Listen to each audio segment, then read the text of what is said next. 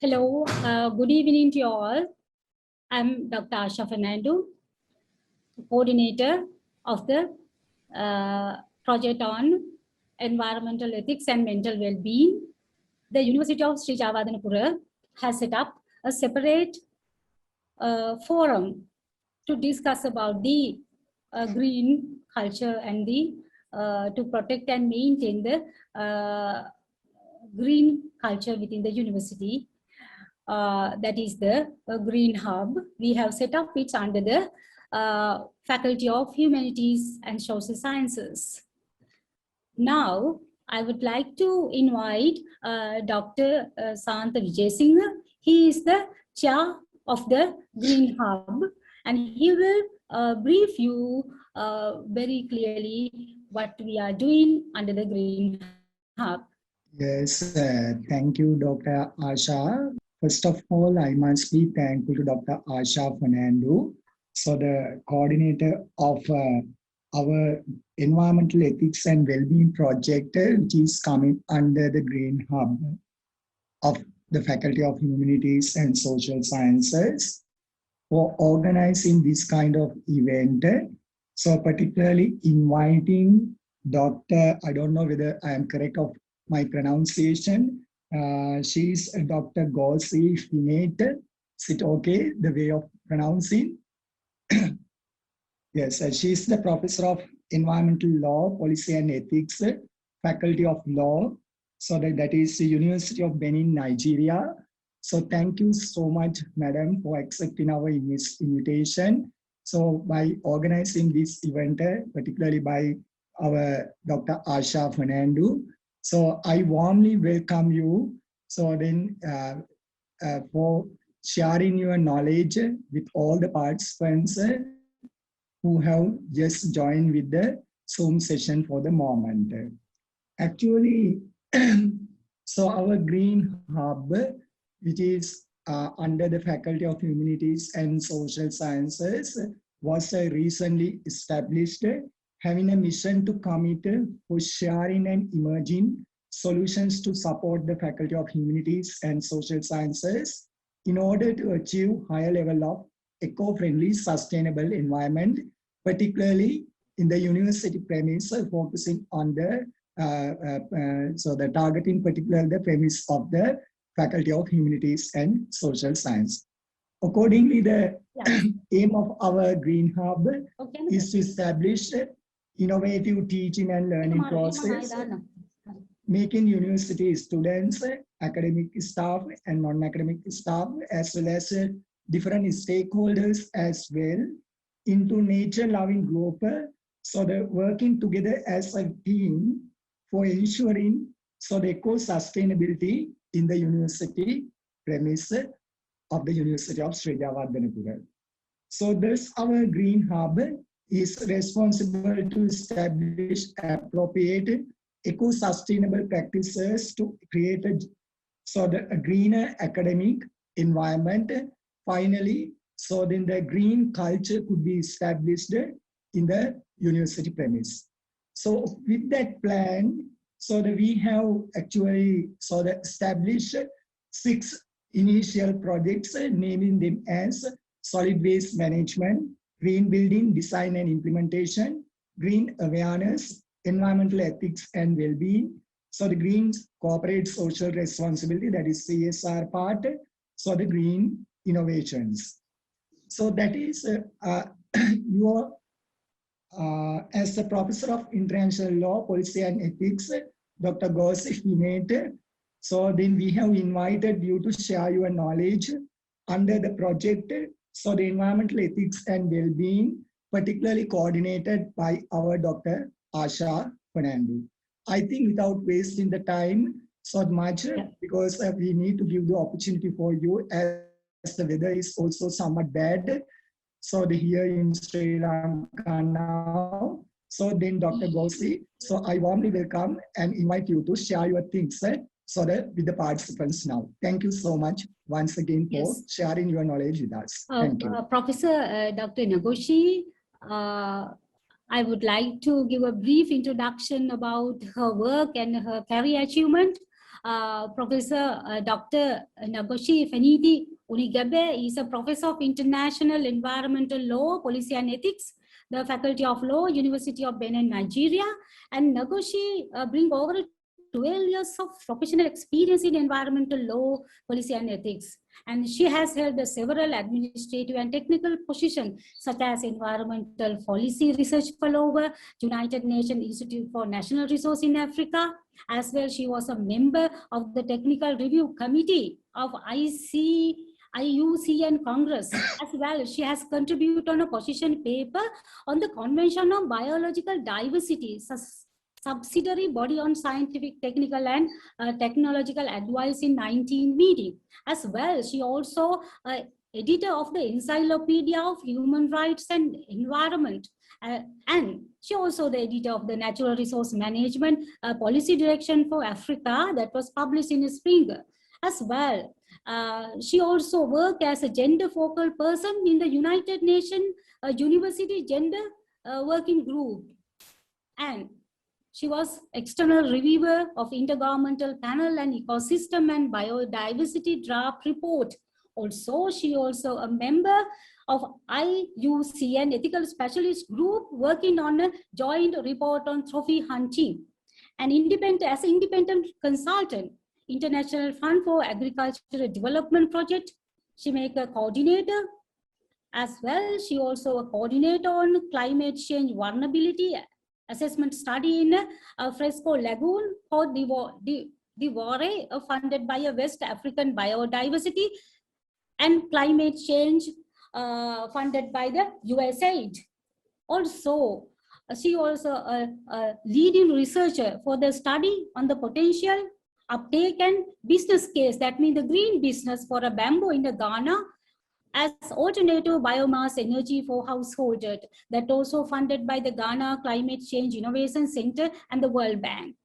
She also worked as a coordinator, UNUINRA for a project on African colleague on sustainable cities.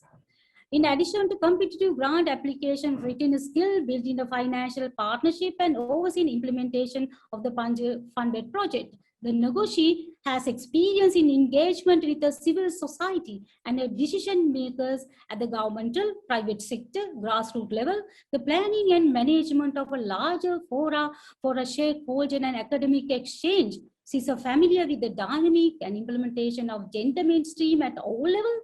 She is also experienced sharing and disseminating a policy recommendation, in addition to very strong experience in building a local and international partnership for the implementation of a national sub-regional policy. She has worked with the international organization in Africa and the Middle East with the mission and Anglophone and Francophone countries within and outside the Africa. Professor Ngozi has awarded her doctorate in the field of environmental law, policy, and ethics from the University of Lancaster, United Kingdom. As well, she's having a diploma in international environmental law from the United Nations Institute, training and research in Geneva.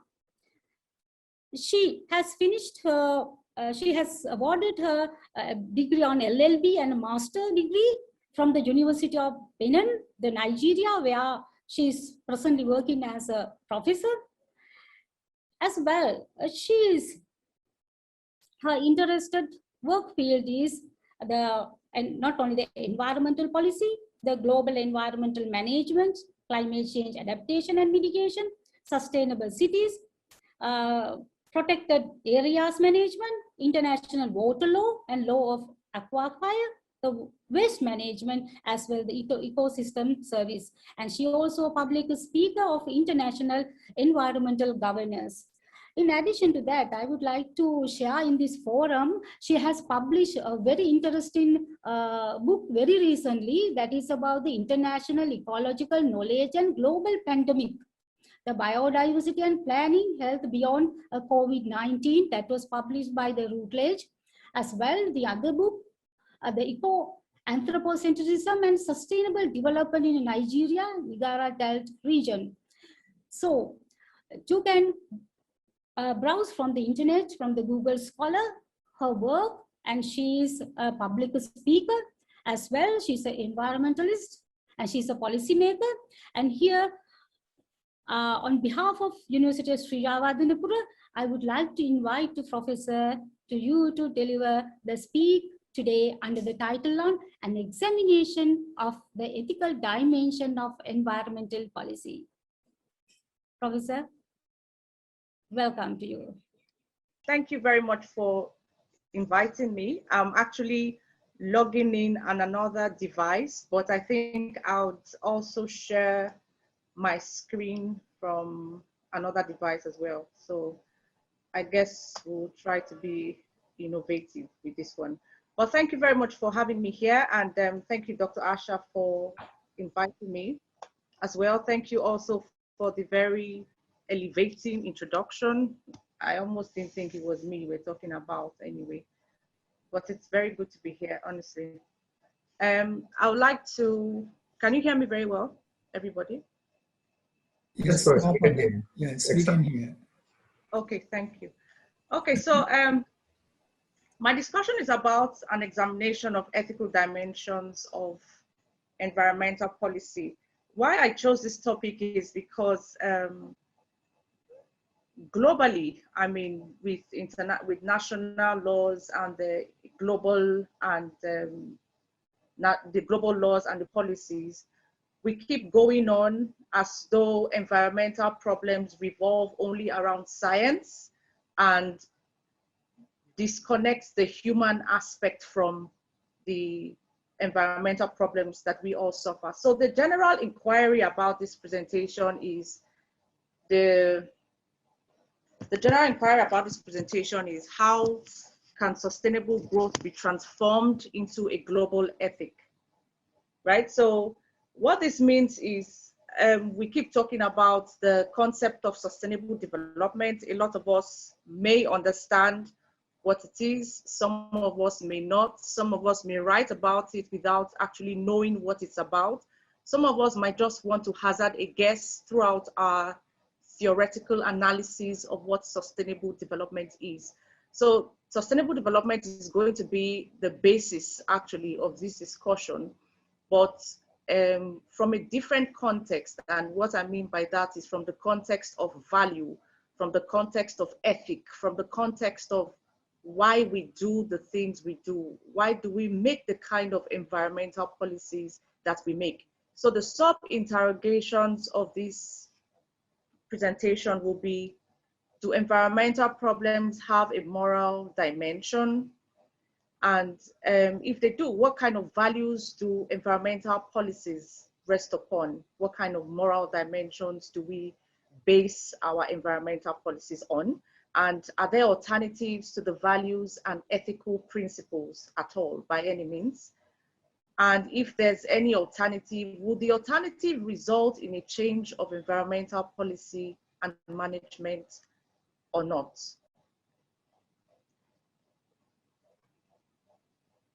Now, do environmental values have an ethical dimension? Let's see.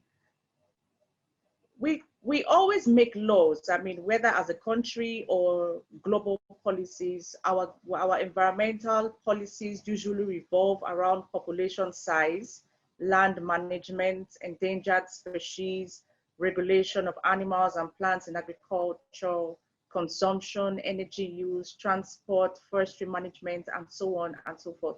Usually, these are what are environmental policies, everything that touches on the environment, right? We have to make policies on them. But you see, one thing that we have come to discover, even as environmentalists, is that as much as we know that environmental policies should be based on certain values, should be based on certain ethics, we still don't take that into consideration. Rather, what we do is, because it is difficult to, through our human senses, detect the effects of certain activities on the environment, we rely on scientific evidence. So we rely on gathering empirical facts about a certain environmental activity or about an activity that affects the environment. So this is what we have come to get used to over time. But now this presentation and what every other person who's into environmental ethics will think is that gathering empirical evidence or empirical facts alone is not sufficient.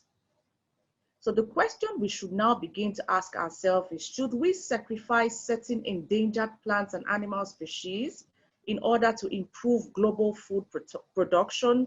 Because don't forget, we have policies on food production, we have policies on food safety and how it affects the environment and all of that. But we have these policies without paying attention to certain questions about value. Which goal has the higher moral value? These are questions we should ask ourselves.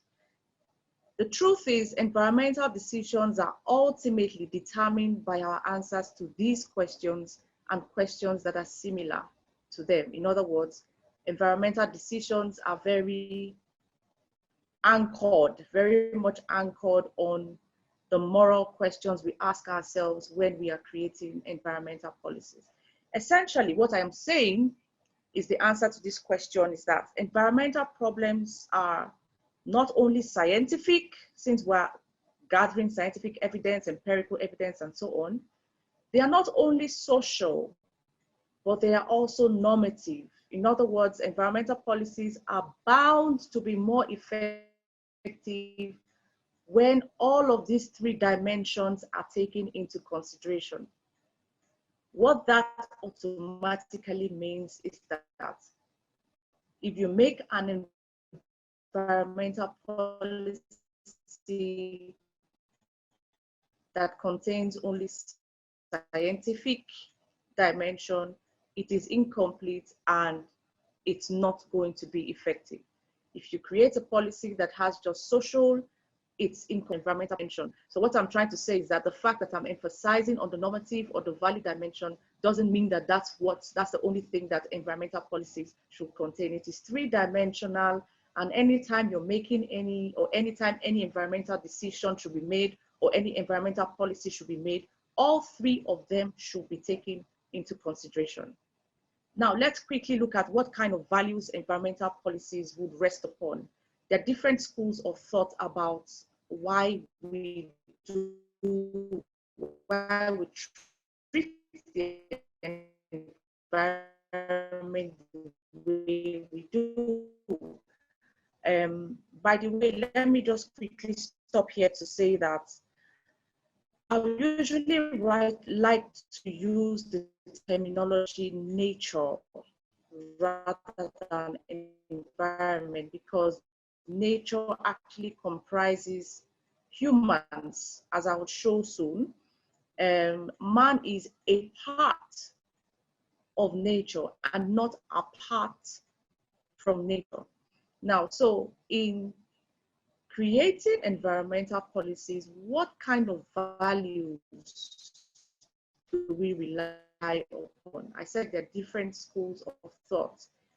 We have the animal liberationists, we have the biocentrists, we have the weak anthropocentrists. Now, the names that you find by those schools of thought are people who have actually been acting. So automatically, the weak anthropocentrists will tell you that I am preserving the environment, or I am protecting nature for myself, for my children, for my grandchildren, for my children's children's children, and all of that. And I'm going to give reasons why I'll do this. I'm going to give the excuse of culture. I'm going to give the excuse of ecotourism. I'm going to give different excuses why nature should be protected, because I want it to be preserved beyond my existence. So there you have the strict anthropocentrists and the weak anthropocentrists. The weak anthropocentrists are not just thinking of today, they are thinking of beyond today. Now, if you have a close look, or if you take a close look at all of these theories, you'll discover that a keen look at these theories will reveal one objective, even if they're from different perspectives. And what is that objective? The objective is simply all of these people want to respect nature through environmental justice and intergenerational equity. Now, with due respect, this is with exception to the strict anthropocentrists, right? Yes, they have the objective of wanting to preserve nature, but for man in this generation, right? So the intergenerational aspect of the keeping or the protecting of nature is actually at the core of the biocentrist, is at the core of the animal liberationist argument, is at the core of the ecocentrist argument. It is also very much at the core of the weak anthropocentrist argument. Now, the third question which we pose is that, are there alternative values to ethical principles? Now, we want to group the schools of thoughts under two. The first one is ecocentrism. I mean, under ecocentrism, I'm sure you agree with me that the animal liberationists, whether you're protecting all life forms, whether you're protecting animals only, whether you're protecting living and non-living nature, they would comfortably fall under ecocentrism. Now, it's either we have that, and on the other side, we have things done for the benefit of man, the protection of nature for the benefit of man, which is where anthropocentrism comes in. So right now we have two groups of theories. We have the ecocentrism and we have the anthropocentrism. Now, there is constantly a search for a global ethic for environmental policies. If we are not aware, just in case we're not aware, I meant to say, there are several global policies on the environment. The first and the commonest one, which is where we got the definition of sustainable development from, is the World Commission report on our common future. And then the United Nations, I think that's 1981, shouldn't be 1988 actually. Then the United Nations Agenda 21 of 1992, which is a fallout of the Rio Declaration of 1992 as well. And then also in 1992, I mean, a year when we had a real jolting or wake-up call on environmental matters, is also the Convention on Biological Diversity. Now, one thing that is common amongst all of these environmental policies is that there's a constant search for a global environmental ethic. In other words, yes, we are doing things to protect the environment. We are carrying out activities, policies, theories, conventions to carry out the environment, but we must call to mind the need to have a global ethic to underlie all these, our activities, to make them effective. Like I said, excuse me, when the World Commission report was defining sustainable development, it defined sustainable development as development that meets the need of the present generation, which is where strict anthropocentrism comes in, without compromising the ability of future generations to meet their own needs, which is where weak anthropocentrism comes in, because it now begins to look beyond us. It looks into generations yet unborn. It looks into intergenerational equity and justice. Now, I would like to narrow it down from that general to the particular and to something which everyone here can relate with, and that's the Sri Lankan environmental policies, right? I started here with the Constitution of Sri Lanka. I hope the one that is extant is the 1978 one, even with its amendments. You may correct me if I'm wrong, please.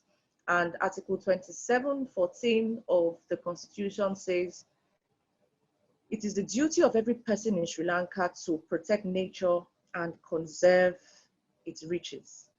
It stops there.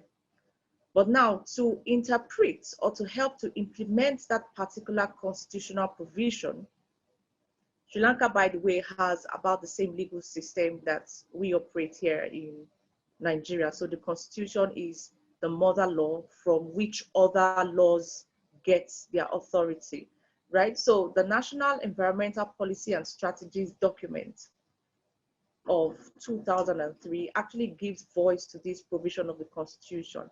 And I looked closely at Objective 1 of that policy, and it reads as follows.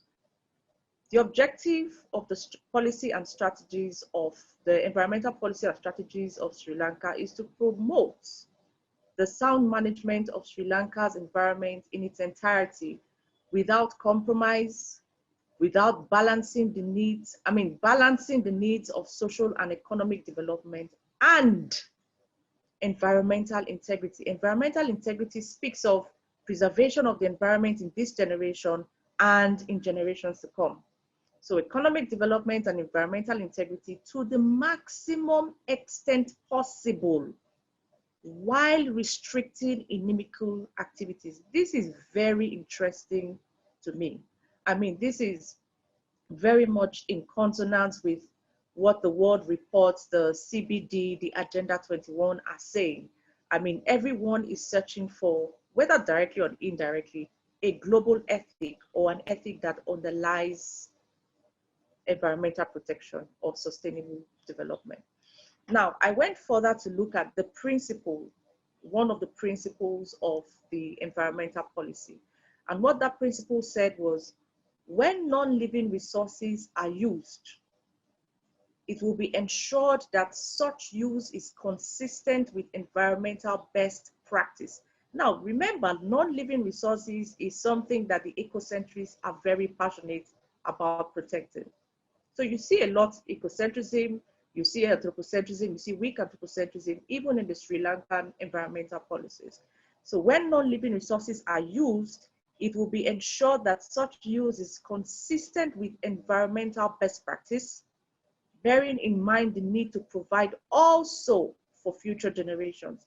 Now you see that there's an intergenerational element even in the environmental policy of Sri Lanka. Now that's very comforting, because sometimes you have discussions and it begins to look like you're talking about something strange. People are not very, they probably don't understand what you're saying. What are you talking about? Ethic? What value are you talking about? What moral questions are you asking? But our laws actually give credence to these questions that we are asking. The only problem that we are finding, or the only struggle that we have, is that many times we do not know how to answer these questions. Many times we do not know how to go about implementing the answers to these questions. Now, this is how we begin to gravitate towards establishing the global ethic, or establishing the right ethic for our environmental policies. I'll just quickly read this very, very critical slide. It says that nature is not simply a warehouse of resources to serve human needs, which is contrary to what the strict anthropocentrists believe. Rather, it is highly integrated, independent, functioning system upon which all life forms, including man, including the soil, water, plants, animals, and humans, depend for survival. In fact, modern science has provided extensive empirical evidence, which we talked about, which indicated that nature was a complex collection of water, of air, of soil, of animal, plants, and human beings. So there's an interdependence there when it comes to nature. The components were sufficiently interdependent that the failure of one part of the system could undermine the productivity of other parts. That is something we need to constantly call to mind. When we totally destroy the environment, or when we totally diminish the integrity of nature, we are indirectly diminishing our own integrity as part of nature itself. As a result, it is necessary for us to treat the natural environment with love and respect, with an ethic of stewardship, because the failure of the system would ultimately, like I said, threaten the subsistence of human beings of present and future generations. This is what sustainable development actually is about. Like I said, we have everything in place. We probably also have the right questions, but when it comes to answering the questions and implementing these answers, we get stock. In essence, what I'm trying to say is that on one side, we have ecocentrism, which is where, I mean, everyone is going to. We want to protect the environment for present and future generations. On the other side, we have anthropocentrism. So even if you're putting man's benefits as the reason why you're preserving nature, you're not talking about man only in this generation, you're talking about future generations as well.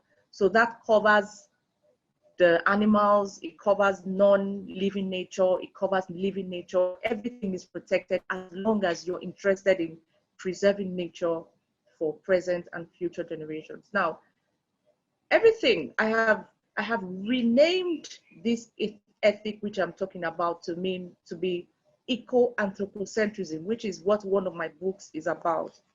Now, the fact that I am saying it's a renaming, that's exactly what it is, because there are people who have talked about weak anthropocentrism in the way that eco-anthropocentrism actually defines, right? The reason why I've called it eco-anthropocentrism is to bring everybody under the same ethic, everybody under the same ideology. Everybody, by everybody, I mean the animal liberationists, I mean the biocentrists, I mean the ecocentrists themselves, I mean even the strict anthropocentrists to an extent, and the weak anthropocentrists. So everybody actually has the objective of eco-anthropocentrism, which is protecting the environment for present and future generations, even if we have different reasons for protecting the environment. Now, this is in summary what I have tried to portray in the previous slides, the interdependence between man and nature, right? So the fact that we're talking about any kind of anthropocentrism or any type of benefit for man, whether in this generation or future generation, we cannot separate man from nature. Man is part of nature and nature is part of man. So the destruction of nature, as this structure, as this picture presents, is actually a destruction of man itself, because man himself, because everything about humans is domiciled in nature. Now, what I am advocating, am I advocating environmental preservation against development? Am I looking at a lopsided approach? By no means. By no means, like I said earlier. Am I also saying, or am I saying that we should have development taking preeminence or taking priority over environmental preservation? By no means as well. This is what sustainable development actually represents. You know, some people say that sustainable development is it's unachievable. It's something that people just talk about, and it's not something that can be executed or implemented in any way. Now, I am one of those who vehemently agree to that position. If you're talking about sustainable development, you're talking about a balance between preserving the environment and going ahead with whatever development activities that you have to do. In essence, sustainable development means adapting material growth to the Earth's carrying capacity. So you do it in a way that it doesn't overuse the natural resources. You carry out your developmental activities, you execute your property rights, you build your houses, you carry out your fishing, you dredge your boreholes, your dam, you build your industries, but you are mindful of the fact that you should not do that to the extent that the environment loses its balance or loses its ability to restore itself, or what we call loses its integrity. That is what sustainable development is about, and that is what a typical environmental policy ethic should actually promote. Now, we have talked about what, we have talked about why. Now we want to talk about how we can achieve that, which is where we don't usually delve into, whether as countries, apart from a few like Ecuador, or even as a globe, world activities or world policymakers as a whole. So now we've talked about why we need sustainable development, what sustainable development is. We want to now see, okay, what is a way that we can achieve sustainable development with our environmental policies? How do we go about it, having a particular sustainability ethic at the back of our minds? Yeah, this slide says, creating a sustainable relationship between the right of nature, that's between nature, between the environment, and property rights. For example, land and water using. You have to have compromise clauses as part of your environmental policies. What this means is that when you are having these clauses, you should be able to establish a relationship between autonomous rights to preserve the environment for posterity and the rights of anybody who wants to use the environment. I will explain this shortly. Now, this can be done by using a compromise clause in our environmental policies or our environmental laws on whatever element of the environment. Now, this clause will be subject to objective interpretation by the courts, of course, that's where the courts come in, and not necessarily whims and caprices. Like I said, I'm going to explain what this means. Now, an example of a compromise clause will be this. Let's just look closely at this slide. It says, the exercise of property rights must be within the context of careful consideration and knowledge of the needs of the environment, in brackets I put there nature, and the unique function that it plays in the ecosystem. Therefore, nature can be exploited to the extent that these vital functions are maintained. Now, put your emphasis on these vital functions are maintained. Where you are making an environmental policy or an environmental law that does not promote the maintenance or the replenishment of the vital functions of the environment, then that policy is a bad one. Then that policy is not a sustainable one. So in whatever way you're going to couch your compromise clause, it must be couched in such a way that it promotes maintenance, it promotes restoration, it promotes renewal, right? So I called it a compromise clause for a particular reason. Now, I don't know if this is, if we can all relate with this, but I tried to get pictures of the Mahaweli and the Kelani rivers, right? Now, if I'm talking about a compromise clause, I mean, what are you talking about? You're talking about a compromise clause to protect the Mahaweli and Kelani rivers, for example, on an environmental policy that has to do with rivers.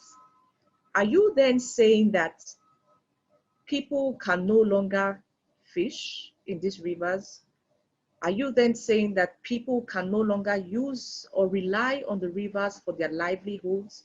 Are you then saying that there can no longer be irrigation activities in these rivers? What are you talking about?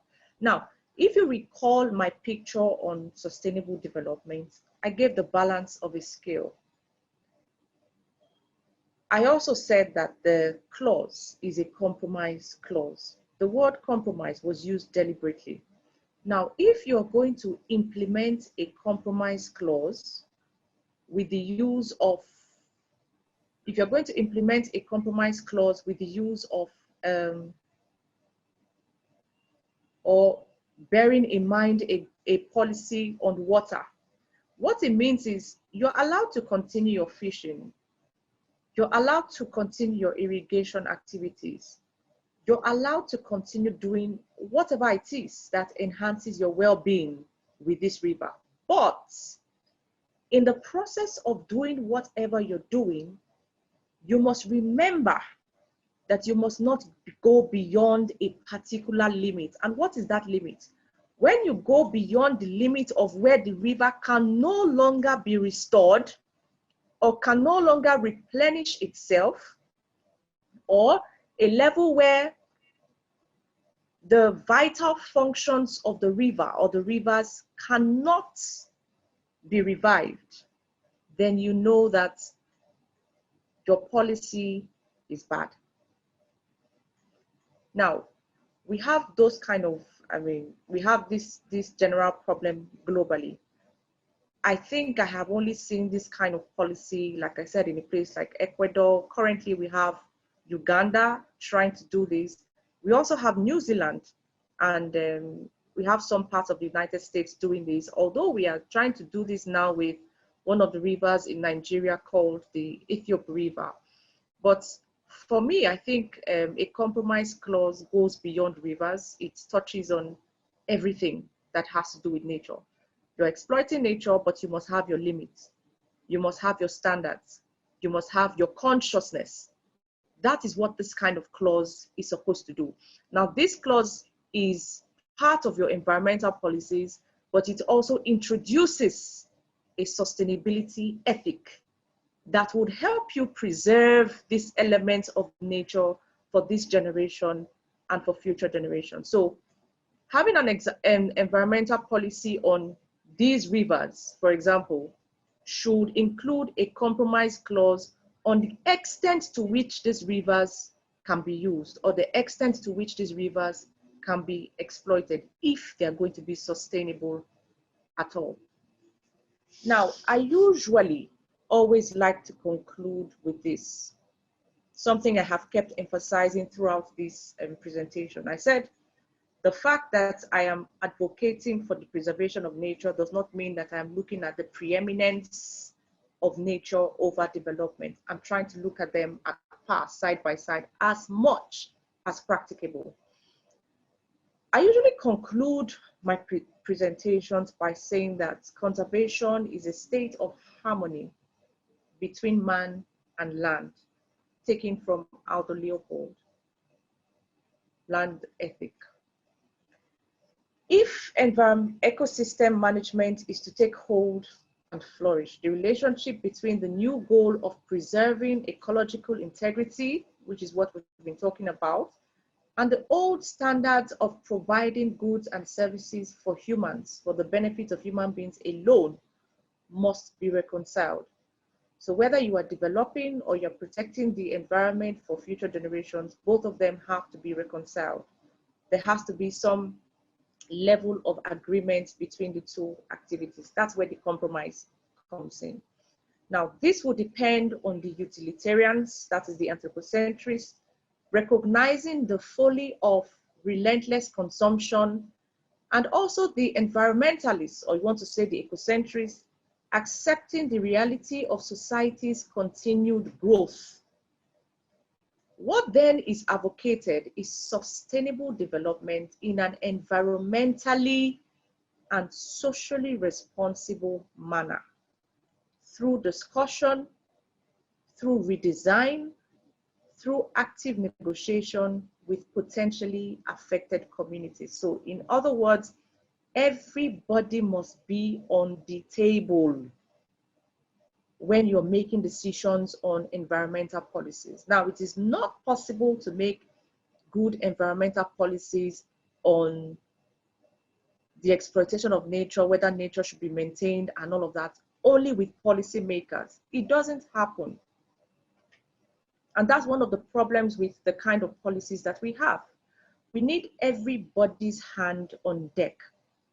We need the policymakers, we need the people who are going to be directly affected by these policies. We need especially, which is one of my research biases, indigenous people on the table that decisions are taken on environmental policies. So everybody affected by those policies should be present. We're not talking about quantity, we're talking about the quality of these stakeholders. Now, I say, treat the earth well. It was not given to you by your parents. It was lent to you by your children. This is why we need to preserve the environment, both for ourselves in this generation and for our children and our children's children in future generations. Thank you very much for listening. I hope I haven't taken too much of your time. Thank you. Thank you so much, Professor Ngozi. It's so constructive and impressive presentation. So the focusing on the ethical dimension of environmental policy. So once again, I must be thankful to you on behalf of the Dean, Professor Shiranta Hinkender of the Faculty of Humanities and Social Sciences, as well as on behalf of our entire team of the GreenHUB. So now the forum is open to the participants to have, if you have any questions or clarifications, to get the things clarified by Dr. Ngozi. So the forum is over to you. Hi, it's Kaushalya here. I have a question. I like the idea that you put like eco-anthropocentrism. I like that concept, because as long as we think that we can protect the environment as humans, I think it's of course anthropocentrism. Because I would like to refer back to the question whether there could be any alternatives between alternative like definitions for ecocentrism. For example, like Vandana Shiva, like one of the well-known ecofeminists, she's referring to ecocentrism as in means like, as humans, we cannot protect the nature. We have to learn how to live with the nature, because the nature is tougher, the earth is tougher, she has survived tougher times, and it will survive even when we are no longer able to survive in the planet Earth. So like, then like, what are your thoughts on, like, is it always a compromise situation between development and preservation? Like when we think about that, like preservation and development, they both are done to benefit ourselves or like to benefit our future generations. Like, do we really have to follow that kind of anthropocentrism? Like even when we refer to it as eco-anthropocentrism or like something like that, do we really have to follow that, or can we just be ecocentrists? Can we think as a part of the nature? Can we think that, okay, we can be a part of this. We can learn how to live with the nature. We can develop, or maybe we have to de-develop. I don't know, maybe we have to look at development in a different way other than something to be compromised. What are your thoughts on that? Thank you very much for your speech. Thank you. Thank you very much. That's a very important question. Important in the sense that when people hear about a global ethic, they begin to say, oh, are you saying that we should protect the ants, the cockroaches, the mosquitoes, and I mean, all of these things that we find to be nuisances to an extent. But that is why, I mean, some of us have come up with this idea of eco-anthropocentrism. So we want to try as much as possible to get everybody in the same group, right? So you're telling everybody that we have the same objective, and the objective is to preserve nature. You might have different reasons why you want to preserve nature, but this is our objective. This is a common objective. So let us all move towards this objective, I mean, even with our different perspectives. That's the only way that you can get everybody moving to have a unified implementation of sustainable development. Now, one of the things that I strongly believed in, which I didn't, for time, I didn't think that I should mention in this presentation, is the fact that I don't know how many of us have heard of Ubuntu. It's an African ethic, traditional ethic, which is now global, actually. Ubuntu means I am because we are. So you cannot separate man from nature. You cannot separate man from the community of nature. nature is man and man is nature. So if man does anything to affect nature, like I said, man does everything to affect himself. Nature can preserve herself, that is true. But we also have our role to play. How do I mean? Now, you look at the kind of destruction that is brought about by the COVID-19 pandemic. As much as we'd like to attribute other causes to it, it has a very strong environmental cause. It has a very strong ethical underpinning to it. Now, I'm sure a lot of us know that zoonosis is one of the reasons why we have it ravaging. We have the pandemic ravaging so much, because a lot of these habitats of biodiversity have been broken down. So we're having a direct link between these viruses and human beings right now. So that link, that interception has been removed from the entire web, and there's a direct contact. And from that direct contact, we are having a spread. In that case, you ask yourself, I mean, can't nature protect herself under that circumstance? Some people are interpreting it to be that nature is fighting back. But as nature can protect, as much as nature can protect herself, nature needs us as part of her to protect herself. So when we say nature can protect herself, it's like separating nature from humans. I mean, it's another validation of the fact that we are part of nature. Nature cannot protect herself without us, right? So the earlier we get used to seeing ourselves as part of nature, I think the better for us, so that we can be more unified, we can work together towards making the earth more sustainable. I hope this answers your question. Is there any question or suggestion? And even you can drop your questions for the chat box.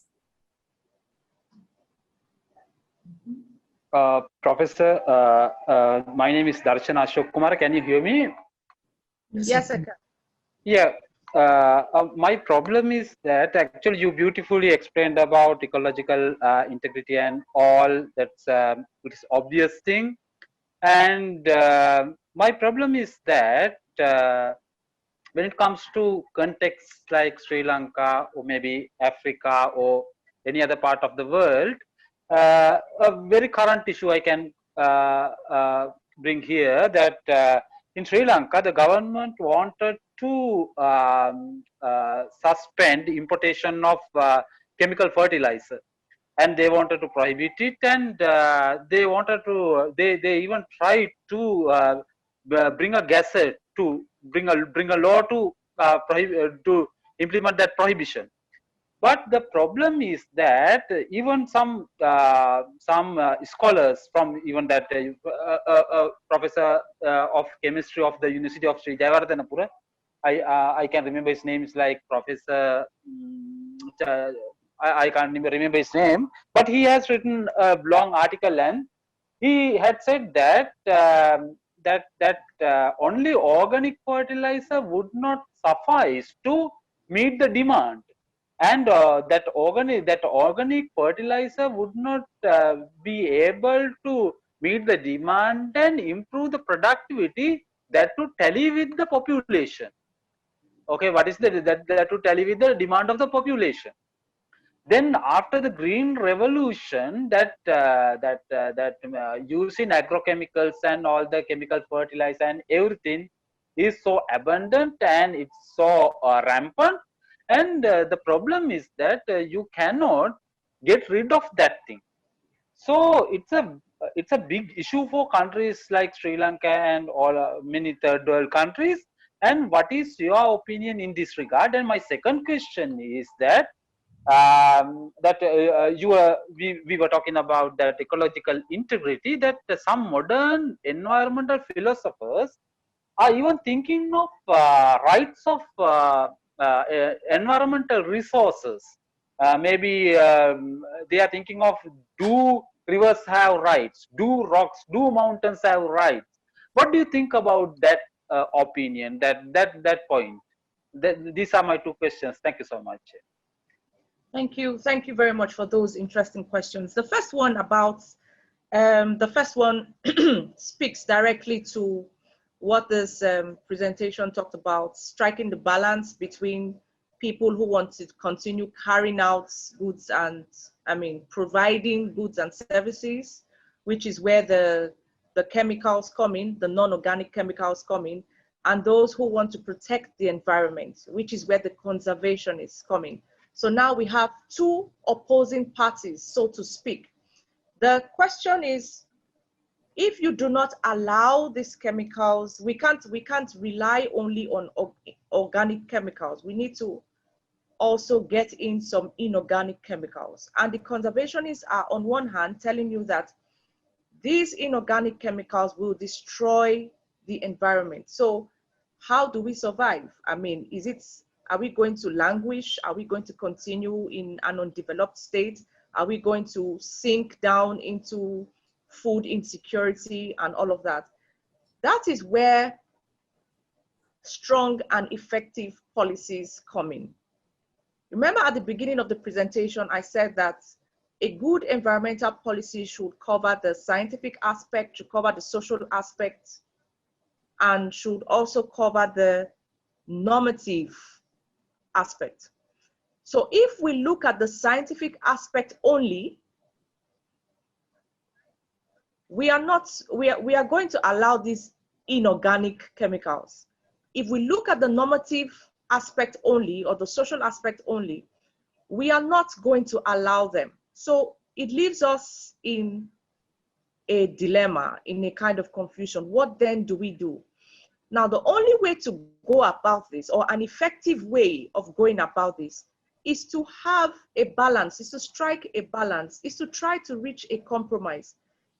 Is it okay to allow some of these inorganic chemicals in a way that, to an extent that they will not stop the replenishment of nature, or to an extent that they will not prevent the restoration of nature? If there's a way we can do that, then it means that we have a standard. That is okay. But if we just allow these inorganic chemicals without paying attention to the kind of impact that it will have on nature, whether now or later, then that is not acceptable for sustainability. So in essence, what I'm trying to say is that there has to be an environmental policy that pays attention to the impacts that certain activities will have on nature, especially the impact of restoration, especially the impact of replenishment. So yes, can they be allowed? They can be allowed to the extent that nature would not lose integrity. That is for the first one. Then for the second one, about the rights of nature, I am actively a rights of nature activist, right? I am, as a matter of fact, I'm very passionate about the rights of nature. That's the objective of what most of my presentations are, the rights of nature. Now, why would I be passionate about the rights of nature? It's very easy for anyone to come and bring environmental policies, to do environmental activity, to carry out advocacies and all of that. But you can never really bring about a true change unless the change is coming from inside, right? If the change is just coming from outside, it's going to be short-lived. But when it's coming from inside, it's more sustainable. Now, how does the rights of nature promote a change that comes from inside? When nature's rights are guaranteed in any constitution, thankfully, Sri Lanka has a constitution, just like Nigeria. When nature's rights are guaranteed in any constitution, it leaves any policy maker helpless as to whether to implement this right or not. Now, the reason why I'm saying that is because use the example of these inorganic chemicals that are coming in. You can easily make a policy saying that, no, these inorganic chemicals should not come in because they are going to affect the land, or they're going to affect the river, or so it's going to affect this natural resource or that natural resource. It's easy to make a policy on that. It's easy to call all the legislatures and they make a policy on that. But by the time that legislative body leaves, the next one coming in can change it. The next policymaker can refuse to implement it. But when this, as you know, is enshrined in the Constitution, it becomes very difficult to remove it. So if nature has a right, if the land that we're referring to has a right, if the river that we're referring to has a right of its own, a right to exist, I mean, where that right can be implemented by any human in court, I mean, that's a discussion for another day. But if they have their own rights to be, their rights to habitat or rights to be part of nature, then it becomes easy to protect that right under the Constitution because it is enshrined. It is an entitlement. It is not a mere policy that can be removed and put back and removed and put back. So that's one of the reasons why people advocate for the right of nature, because it is stronger, it is a firmer foundation, and it is a surer guarantee.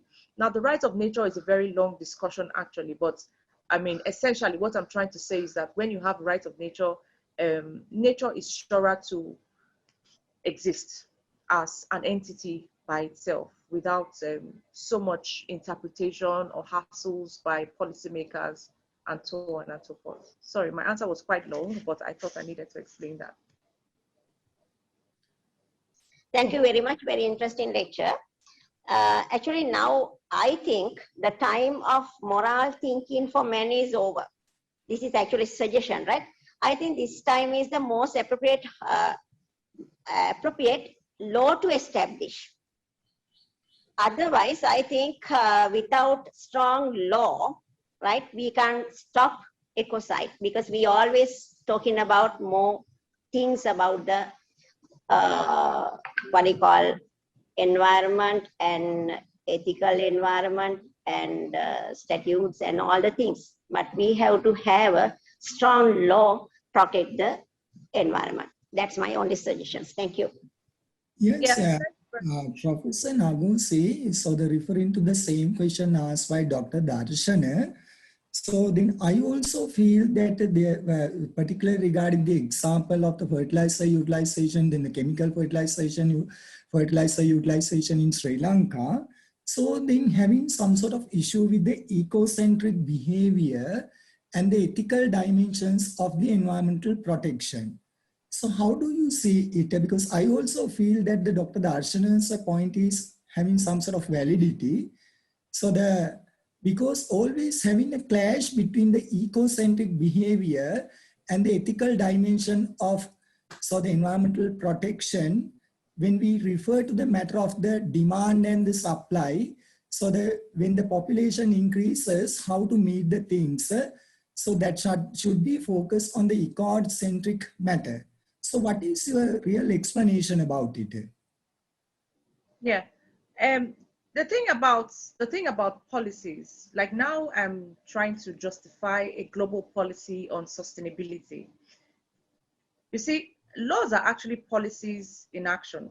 Until we get the policy right, whatever laws that we have on environmental protection or sustainability will not work. I mean, it's blunt, but it's as simple as that. So the proposition is actually to revisit the policies that we have. I mean, thankfully, the policy and strategy on environment of Sri Lanka is actually on solid ground, actually allows for a sustainability ethic. So let's begin to use that to have a second look at the laws that we have. I like the previous comment before yours, sir. We talked about the laws themselves. Now, law is an instrument of social change. Without the law, you cannot regulate certain attitudes. So unless your law is right, your implementation will not be right. In terms of our using the fertilizers and food security and the things that we already have, which look like they are permitting environmental degradation, we need to revisit these laws. And after revisiting these laws, we need to have the proper implementation of these laws, because that's another problem that we have globally in all the countries. So it's not about the number of laws you have. You might have your global, your environmental policy rights. You might also have your laws that come out of them rights. But when it comes to implementing them, that's another issue. So we have to have good enforcement of these laws. Now, it is a very, very important question and very critical, where we have serious food shortage, problems of food insecurity, and you're saying that you shouldn't use any fertilizer. No, it's a very big challenge. But you see, the earlier we start to tell ourselves the truth, the better for us. When I say tell ourselves the truth, I mean, go back to the drawing table and find that there are actually sustainable ways, or more sustainable ways, of food production, right? There are more sustainable ways of food production. Now, we believe in excavation, we believe in deep cultivation, we believe in very, very, very unsustainable ways of food production. But you see, nowadays, there are very sustainable agricultural practices. Even mere dumping of the crops on top of the soil is a type of sustainable agricultural practices. But what I find with many countries these days, especially those who are suffering from food insecurity, is that we don't want to take the pains or make the sacrifice of investing in these sustainable practices. We just want to go ahead with unsustainable practices and make the excuse that how else are we going to feed if we don't go ahead with this? You know, so the essence of what I'm saying here is that countries should now go back to the drawing board and begin to take their time to invest in sustainable practices, whether for food, whether for general human insecurity, whatever it is. You know, we need to be patient, to be painstaking, to incorporate a sustainable ethic. It takes a lot of patience, but that's what I don't see in a lot of countries that are suffering from environmental degradation. Okay, thank you, Professor Ngozi. Can you see the chat box? There are two questions mainly addressed. The first one is focusing on we have to protect the nature from the destructions that we have caused. So what if we don't cause that destruction, so we don't have to save Earth like that? Yeah, okay, so the first one, it's a collective effort.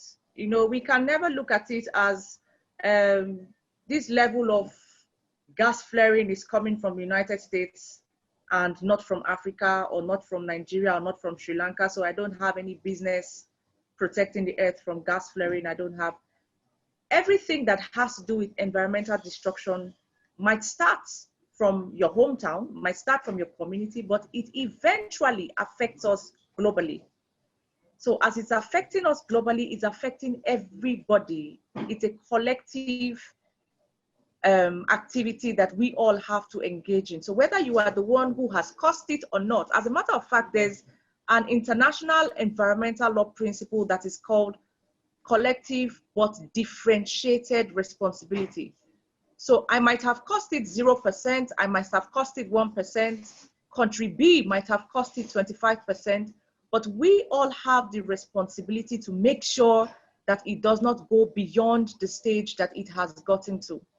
So there's no separate responsibility from protecting the earth. We all have to get involved in the earth's protection. That's for the first one.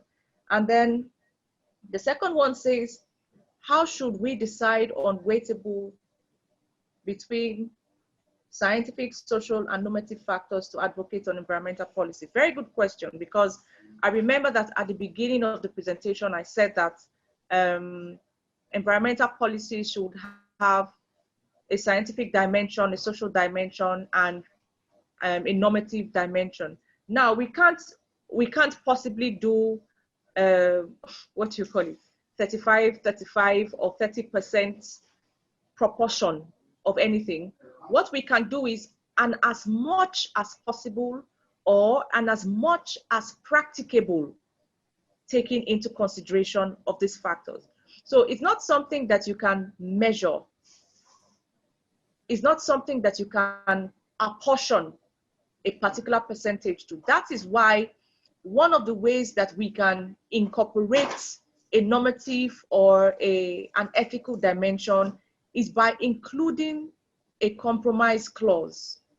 So when you include a compromise clause, you already set your way of a standard. In the same way, you can set a standard scientifically. In the same way, you can set a standard socially. So it cannot actually be anything measurable. Yeah. So that's why you have rubrics, or you have ways that you evaluate. The way Nigeria is going to evaluate is not the same way Sri Lanka is going to evaluate. It's not the same way New Zealand is going to evaluate. Any kind of evaluation, whether in an environmental policy, will depend on the level of degradation in that particular country. Okay, thank you, Professor Ngozi. It's Dr. Asha. It's then the Yes, I'm available. Then after, so the vote of thanks is due to be made by our Nadisha Aberatta, the lecturer of the Department of Geography. Before that, so then Dr. Asha, so then you may have definitely so the few things to mention. Okay, Professor Nagushi, and thank you very much for interesting factual presentation.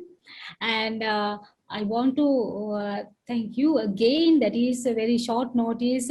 You accept my invitation, and thank you very much for this. And the other thing is, because we want to make a good debate about this environmental ethics and environmental well-being. So in the future also, we hope to keep in contact with you. And thank you very much, very much, very much. Yes, on behalf of the Dean of the Faculty of Humanities and Social Sciences, Professor Shirata Hinkende. So as a whole, for the faculty as well as the GreenHUB, I invite our the lecturer, Ms. Nadisha Aberatna, the lecturer of the Department of Geography, who initiated this initial concept, bringing forward to the dean to implement as the pioneer. So then the opening the avenues to establish this kind of GreenHUB, particularly focusing on the Faculty of Humanities and Social Sciences. Now I warmly welcome the Nadisha Aberatna to make the vote of thanks. Thank you. Thank you so much, sir. Can everyone hear me? Yes, sure. Okay. So now we are going to wind up the session and examination of the ethical dimensions of the environmental policy conducted by project number 4 of the GreenHUB, Environmental Ethics and Wellbeing. So on behalf of GreenHUB, I would like to give my special thank to Professor Ngozi, Professor of International Environmental Law, Policy and Ethics, Faculty of Law, University of Benin, Nigeria, for taking the time to speak to us today on the very important topic, the ethical dimensions of environmental policy. So I deeply appreciate the wonderful presentation you made today. We really enjoyed every bit of your presentation. Then I'd like to give a special thank to our session moderator, Dr. Asha Nimali Fernando, who is the coordinator of the project number 4 of the GreenHUB, that is Environmental Ethics and Wellbeing. Also, I would like to thank the chair of the GreenHUB, Professor Shiranta Hinkende, the main coordinator, and also the main coordinator, Dr. Shanta Vijay Singha, and all the project coordinators, academic and non-academic staff. Finally, thank to all participants for joining us and sharing your valuable ideas. Once again, on behalf of the GreenHUB, Faculty of Humanities and Social Sciences, University of Sri Jayewardenepura, I'd like to give a big thank to all of you. Have a good rest of the day. Thank you.